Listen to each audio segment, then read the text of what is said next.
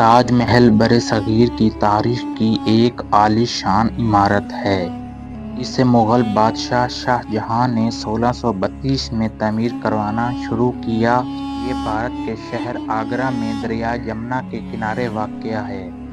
اس منصوبے کو مکمل ہونے میں تقریباً 22 سال لگے اور یہ 1653 میں مکمل ہوا۔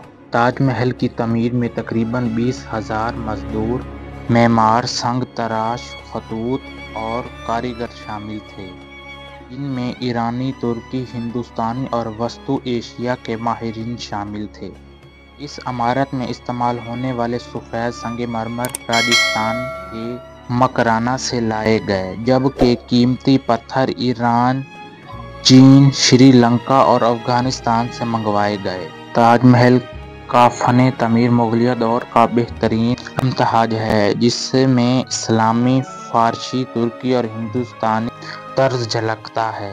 عمارت کے چاروں طرف اونچے مینار بنائے گئے ہیں، جو زلزلے کی صورت میں اندر نہیں بلکہ باہر کی طرف گریں تاکہ مرکزی عمارت محفوظ رہے۔ تاج محل کے اطراف 4 باغ کی طرز پر ایک منظم باغ بنایا گیا، جس کے درمیان نہر اور راستے موجود ہیں۔ عمارت پر قرآن کی آیات لکھی گئی ہیں، جنہیں ایرانی خطوط امانت خان شیرازی نے تحریر کیا۔ برطانوی دور میں تاج محل کو نقصان بھی پہنچا، لیکن 20ویں صدی میں اس کی بحالی کا کام کیا گیا۔